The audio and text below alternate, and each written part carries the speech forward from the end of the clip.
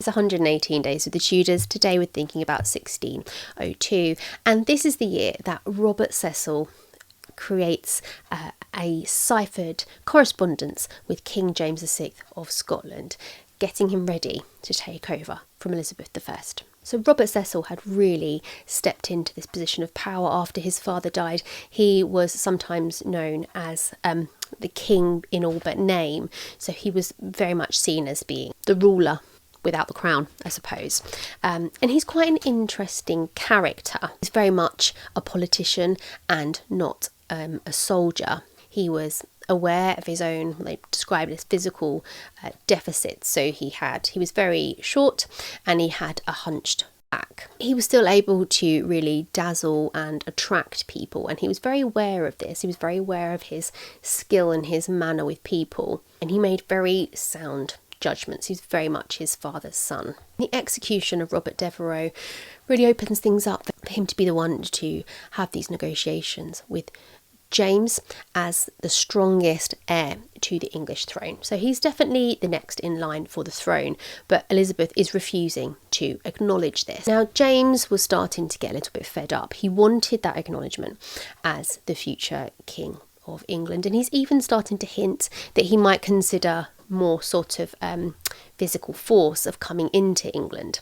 From 1601, Robert Cecil starts up this correspondence with James, and James has to put aside any animosity towards Robert, because if you think Robert's father, William Cecil, was potentially responsible for the death of James's mother, Mary Queen of Scots. Although if you watch my video on her sort of trial and execution, James didn't exactly make much of a attempt to rescue her himself. How much animosity there can be, I don't know. So they set up this secret cipher correspondence, and Cecil makes it very clear he doesn't want the Queen to know that he's having these discussions via letter with James, really because it's a treasonable offence, but he doesn't say that. So in the letters, Cecil refers to himself as number 10, Elizabeth is 24, and James is 30. So rather than using their names, they're using these numbers. It's also not exactly clear how these letters made their way back and forth from London to Edinburgh, because, you know, just sending them out in the open on horseback, you know, with a rider, was dangerous in itself. So one of the reasons Cecil gives for keeping the letters secret is because of the Queen's age and the jealousy of her sex. She'd probably think ill of it. So he's really, I don't like that bit. He's really suggesting that, you know, because she's a woman and because she's old, she won't like these letters, when actually they're just treason, aren't they? They're just treason. You don't need to blame it on her being a woman for that. Nobody would like them.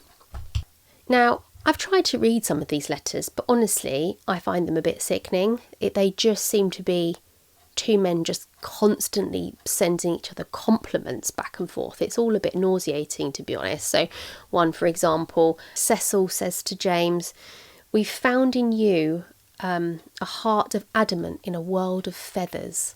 You know, it's all just a bit ugh. So to me, from my point of view, Cecil seems to very much be sucking up.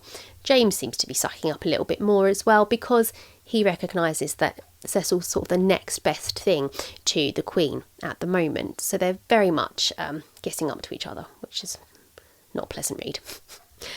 Also at this point, Cecil starts buying up land. So he builds himself a huge mansion, and his thinking behind this is, if James does get to power, if he is the king, then he's going to be ready straight away with this massive house to entertain him and really stay on his good side. And if he doesn't become king, then he'll just go and retire in that house and have a lovely time. So he's really thinking ahead here.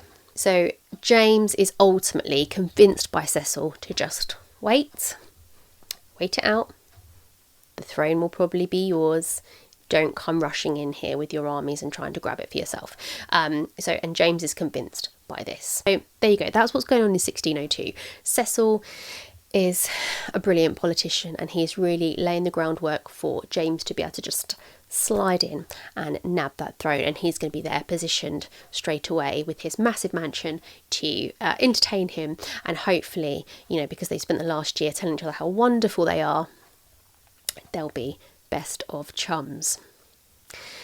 So that's 1602. I'll see you tomorrow for 1603, when we will have reached the end of the Tudor era. See you tomorrow.